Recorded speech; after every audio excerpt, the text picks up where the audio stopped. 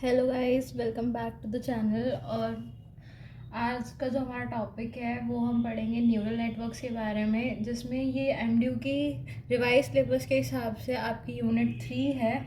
और आज हम पढ़ेंगे लर्निंग के बारे में। ये पार्ट 1 है और आज हम ये सारे टॉपिक्स कवर कर रहे हैं इस वीडियो में, जो कि है सबसे पहला है आपका supervised learning, unsupervised learning, reinforcement और एस ओ एम का मतलब वो होता है सेल्फ ऑर्गेनाइजिंग मैप। ऐसे ही यहाँ पे आर्ट है, ये भी एक टाइप ऑफ लर्निंग है। और इसके बाद जो last topic of the day होएगा वो होगा ग्रेडियंट डिसेंट के बारे में। तो अब हम पहले बात करेंगे सुपरवाइज लर्निंग के बारे में। सुपरवाइज लर्निंग एक आपका मशीन लर्निंग एल्गोरिदम होता है, एक टाइप की ऐसी लर्निंग होती है जिसमें जो मशीन है उसको हम लर्न करवाते हैं with the help of label data. Label data का ये मतलब होता है, जैसे मैंने कोई यहाँ पे एक पिक्चर या एक मैंने शेप ड्रॉ कर दी है, तो अगर मैं इसमें कोई इसका नाम नहीं दे रही हूँ तो ये हो जाएगा हमारे पास अनलेबल डेटा। जबकि लेबल डेटा में क्या हो जाएगा, जैसे ये शेप है तो अगर मैं इसको यहाँ पे लिख दूँ नीचे कि ये ट्रायंगल है, मीन्स आप जो मशीन है उसको इनपुट भी पास कर रहे हो, साथ में आउटपुट भी दे रहे हो, that is known as label data. और ऐसे ही यहाँ पे हमारे पास फर्दर और टाइप्स होते हैं सुपरवाइज लर्निंग के, जिसमें सबसे पहला आता है हमारे पास रिग्रेशन। रिग्रेशन में आपके पास रियल वैल्यूज़ आती हैं, जबकि क्लासिफिकेशन जो कि दूसरा टाइप है उसमें आपके पास कैटेगोरिकल वैल्यूज़ जाती हैं। सुपरवाइज लर्निंग में आप ये भी लिख सकते हो, सबसे पहले आप इसमें इसकी डिफाइन लिख देंगे, उसके बाद फर्दर दो टाइप्स दे के इन दोनों को आप एक्सप्लेन कर देंगे कि इसमें आपकी जो है रियल वैल्यूज़ आती है और इसमें कैटेगोरिकल वैल्यूज़ जाती है हमारे पास। नेक्स्ट हमारे पास आता है सुपरवाइज लर्निंग के एडवांटेजेस और डिसएडवांटेजेस। सबसे पहले हमारा जो सुपरवाइज लर्निंग का एडवांटेज है वो है ये इजी टू लर्न होता है, क्योंकि अगर मशीन के पास हम दोनों मतलब इनपुट और आउटपुट का पूरा पेयर होगा तो वो इजीली लर्न कर पाएगी उस चीज़ को, रादर देन पैटर्न्स को अंडरस्टैंड करने के। वो इजीली लर्न कर पाती है, इजीली अंडरस्टैंडेबल होता है। और जहाँ की अगर हम डिसएडवांटेजेस की बात करें तो हमारे लिए कई बार ये मुश्किल हो जाता है कि हर बहुत बड़ा अगर डेटा सेट है, फॉर एग्जांपल मैं पूरी कंट्री का डेटा सेट ले लूँ, तो एक एक बंदे के नाम बताना ये कई बार मुश्किल हो जाता है। तो उस टाइम पे जब बड़ा डेटा सेट होता है तो उस पर एप्लीकेबल नहीं होता है कई बार, ये इसका एक डिसएडवांटेज है। नेक्स्ट हमारे पास आता है unsupervised learning. Unsupervised learning supervised learning का ही मतलब अपोजिट है उसका। अब उसमें क्या होता था, जैसे हम इनपुट डेटा के साथ आउटपुट डेटा को भी मेंशन कर रहे थे, लेकिन जो अनसुपरवाइज लर्निंग है उसमें आप इनपुट तो दोगे बट उसके रिस्पेक्ट में आउटपुट हम नहीं देंगे इस बारी। तो और इस टाइप के डेटा को बोलते हैं लेबल डेटा। अब इसमें मशीन लर्न कैसे करती है चीज़ों को, बेसिकली फॉर हम एक एग्जांपल लेते हैं। मैं यहाँ पे एक बॉक्स ले रही हूँ जिसमें मैंने काफ़ी सारी शेप्स को पुट कर दिया है। जैसे यहाँ पे कुछ मैंने ट्राइंगल्स लिए हैं, कुछ स्क्वायर्स लिए हैं और कुछ मैंने यहाँ पे सर्कल्स ड्रॉ कर दिए हैं। अब मशीन इसमें क्या करेगी, मशीन इसमें पैटर्न को एनालाइज करेगी, मतलब कि ये एक जैसे दिख रहे हैं तो इनका एक क्लस्टर फॉर्म कर देगी। क्लस्टर बेसिकली होएगा एक group of similar type of items. और यहाँ पे एक ट्राइंगल्स का एक अलग क्लस्टर फॉर्म हो जाएगा, सर्कल्स का एक अलग क्लस्टर फॉर्म हो जाएगा। टोटल अगर हम यहाँ पे देख पाएँ तो हमारे पास 3 क्लस्टर्स फॉर्म हो जाते हैं, जो कि एक टाइप है हमारा अनसुपरवाइज लर्निंग का, विच इज़ क्लस्टरिंग। क्लस्टरिंग इसी चीज़ को बोला जाएगा कि शेप्स के और पैटर्न्स के बेसिस पे डेटा को अलग कर देना। अब इसमें हम एडवांटेजेस की बात करें तो ये हमारा बड़े डेटा पे कई बार एप्लीकेबल हो जाता है, क्योंकि इसमें पैटर्न्स को रिकॉग्नाइज किया जाता है। अभी जैसे हम पहले बात कर रहे थे कि कंट्री का ही अगर हम डेटा लें तो कंट्री में आप जेंडर्स के बेसिस पे तो क्लासीफाई कर सकते हो आराम से, रादर देन लेबल डेटा हर इंसान के नाम देने के बजाय आप हर किसी को मेल या फीमेल के बेसिस पे उनके क्लस्टर्स फॉर्म कर सकते हो। तो एक ये इसका एडवांटेज हो जाएगा कि ये एप्लीकेबल होएगा on big data sets.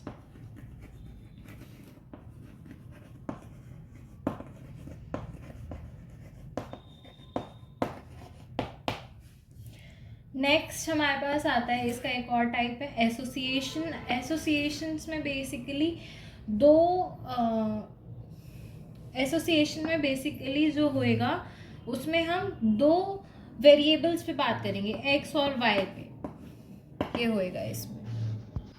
Next type of learning हमारे पास आता है रीइंफोर्समेंट लर्निंग। ये सुपरवाइज और अनसुपरवाइज लर्निंग से थोड़ा डिफरेंट है, क्योंकि हम इसमें बेसिकली एक एजेंट को रख लेते हैं और एजेंट को एक इन्वायरमेंट में प्लेस किया जाता है जिसमें अगर वो करेक्ट मूव लेता है, मीन्स जो हमें आउटपुट है वो अगर हमें डिजायर्ड मिल जाता है तो उस एजेंट को हम रिवॉर्ड देते हैं। जबकि अगर इनकरेक्ट मूव होता है, मतलब हमें आउटपुट डिजायर्ड नहीं मिल रहा है, तो हम उस पर पेनल्टी लगाते हैं। पेनल्टी इन द केस मतलब कोई भी उसको पनिशमेंट टाइप। तो ऐसे ही यहाँ पे एक मैंने डायग्राम से यहाँ पे शो करा है, जो ये बॉक्स है ये आपका रिप्रेजेंट कर रहा है इन्वायरमेंट को, जिसमें ये हमारा जो बनाया है ये हमारा एजेंट है। और यहाँ पे मैंने एक गिफ्ट बॉक्स टाइप बनाया हुआ है जो कि रिवॉर्ड को रिप्रेजेंट कर रहा है कि यहाँ पे अगर ये करेक्ट मूव लेता है तो उसको रिवॉर्ड मिल जाएगा, और अगर ये इनकरेक्ट मूव लेता है, मतलब हमें आउटपुट डिज़ायर नहीं मिल रहा है, तो यहाँ पे उसको पेनल्टी लगाई जाएगी।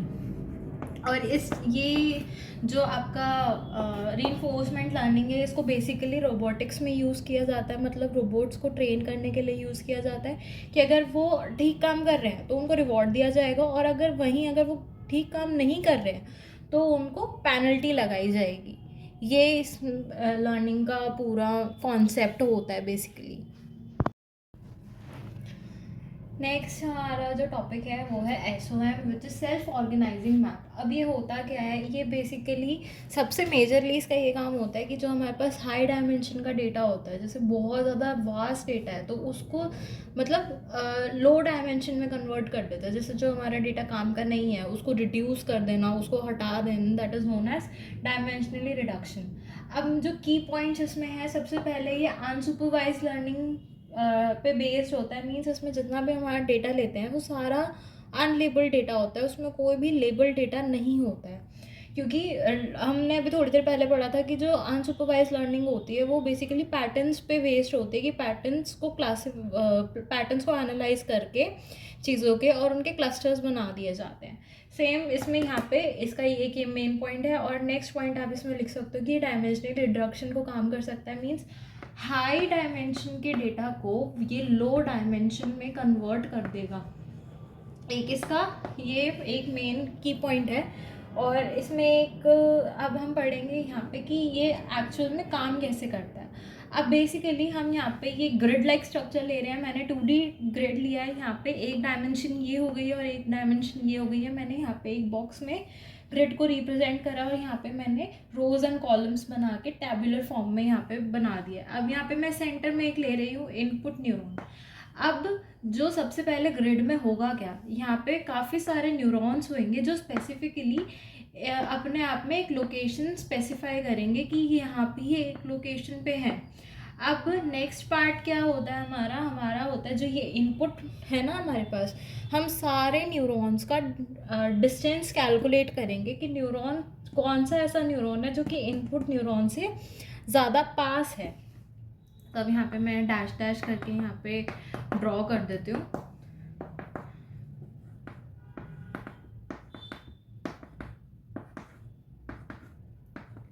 अब जैसा कि हम देख पा रहे हैं, आई गेस ये वाला जो न्यूरॉन है ये मेरा इनपुट से ज़्यादा पास है, तो हम इसको कंसिडर कर देंगे as winning neuron. Winning neuron किसको हम कंसिडर कर रहे हैं, जो इसका न्यूरॉन इनपुट न्यूरॉन से या इनपुट से डिस्टेंस सबसे कम है उसको हम विनिंग न्यूरॉन कंसिडर करते हैं। और सिर्फ नेक्स्ट स्टेप में हमारे पास यहाँ तक 2 स्टेप्स हो गए। सबसे पहले आप फर्स्ट स्टेप में ये लिखोगे कि ग्रिड लाइक स्ट्रक्चर होएगा जिसमें हमने हाई डायमेंशन के डेटा को एक लो डायमेंशन में कन्वर्ट कर दिया है 2D में, और हर न्यूरॉन अपने आप में एक लोकेशन को दिखा रहा है।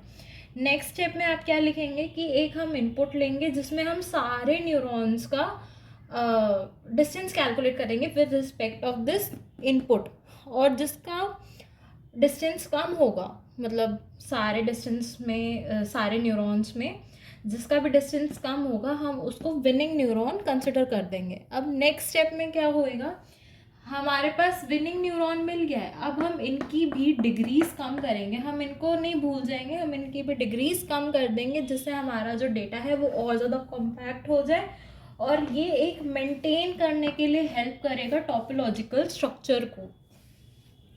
और इसमें आपके एप्लीकेशंस जो होंगे वो ये होएगा कि आप इसमें क्लस्टरिंग जो होते हैं, क्लस्टरिंग को एनालाइज करना, मतलब क्लस्टर्स को समझना, उनका एनालिसिस करना वो इजी हो जाता है हमारे पास। डेटा विजुअलाइजेशन में यूज़ होता है, फीचर एक्सट्रैक्शन में हम इनको यूज़ करते हैं, जो ये वाला आपका SOM है, सेल्फ ऑर्गेनाइजिंग मैप।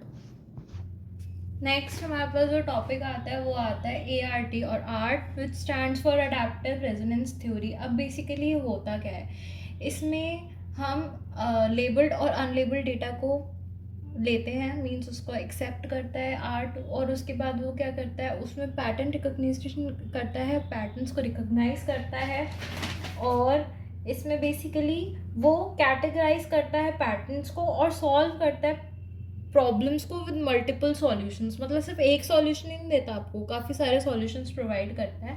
अब बेसिकली ये काम कैसे करता है ये देखते हैं हम। यहाँ पे मैंने कुछ फिगर्स ड्रॉ कर रखे हैं, ये हमने यहाँ पे कुछ ट्राइंगल्स ड्रॉ कर रखे हैं, ये मैंने यहाँ पे सर्कल्स और यहाँ पे स्क्वायर्स। अब इनको मैंने यहाँ पे क्लस्टर्स मैं बोल रही हूँ, ये क्लस्टर 1 हो गया, क्लस्टर 2 हो गया, और ये मेरा क्लस्टर 3 हो गया। अब बेसिकली यहाँ पे होगा क्या, जो वर्किंग है उसमें क्या होता है, उसमें हम इनपुट्स लेते हैं। सबसे पहले जो इनपुट आएगा यूज़र के पास से, यहाँ पे फर्स्ट इनपुट मैंने लिया है एक ट्राइंगल। अगर यहाँ पे ट्राइंगल का कोई भी मतलब सिमिलर टाइप ऑफ पैटर्न का कोई भी क्लस्टर एग्जिस्ट करता है, तो ये वाला जो हमारा लाइक इनपुट है वो इसी क्लस्टर को ज्वाइन कर लेगा, मीन्स यहाँ पे आ जाएगा ये। और इन केस अगर ऐसा कोई इनपुट आ जाता है जिसके टाइप का कोई क्लस्टर एग्जिस्ट ही नहीं करता, अब वो क्या करेगा इन केस, अब यहाँ पे एक न्यू क्लस्टर इनिशियलाइज हो जाएगा। ये काम होता है आर्ट का। बेसिकली आपको ये समझना है कि अगर कोई भी इनपुट ऐसा आ रहा है जिसका ऑलरेडी एक उसके टाइप का क्लस्टर एग्जिस्ट कर रहा है, तो वो उसी क्लस्टर को ज्वाइन कर लेगा। अगर वो क्लस्टर एग्जिस्ट नहीं कर रहा है, उसका टाइप का पैटर्न एग्जिस्ट ही नहीं कर रहा है, तो वो अपने टाइप का एक नया क्लस्टर यहाँ पे फॉर्म कर लेगा।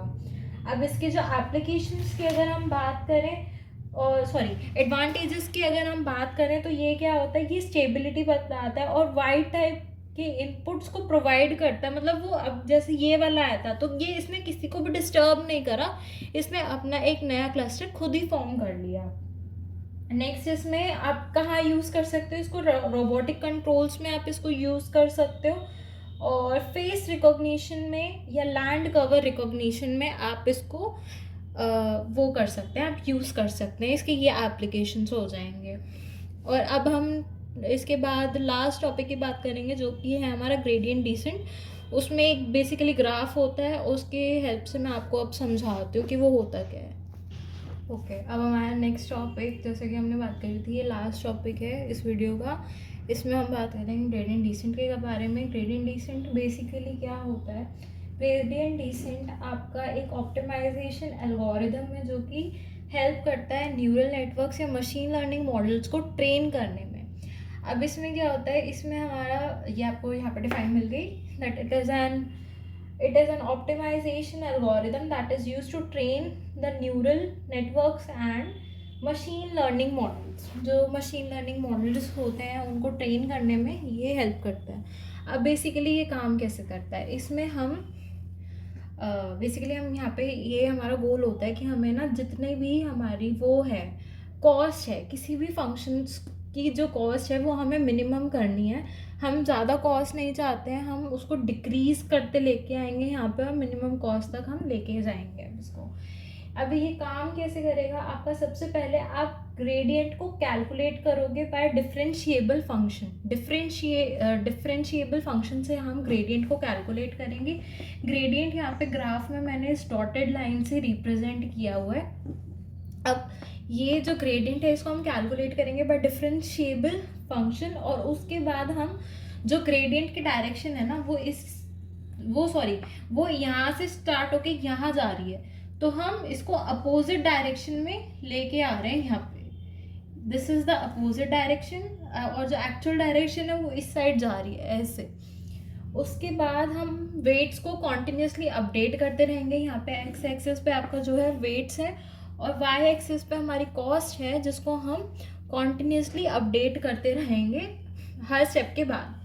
अब इसमें क्या होएगा, इसका एक यही गोल है जो मैंने आपको बताया कि हम ट्राई करेंगे, अगर मिनिमम कॉस्ट हमें नहीं मिलती तो हम ट्राई करेंगे कि एटलीस्ट उसके पास आ जाए।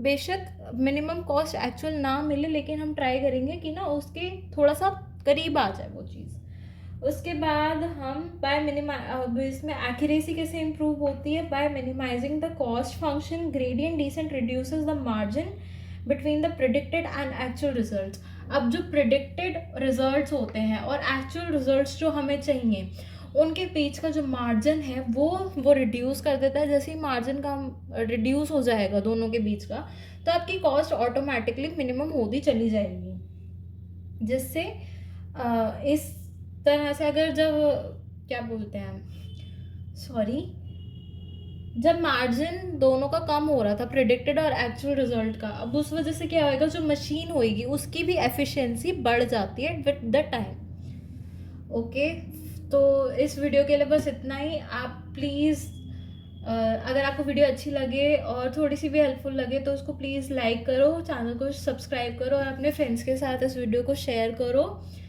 Thank you so much.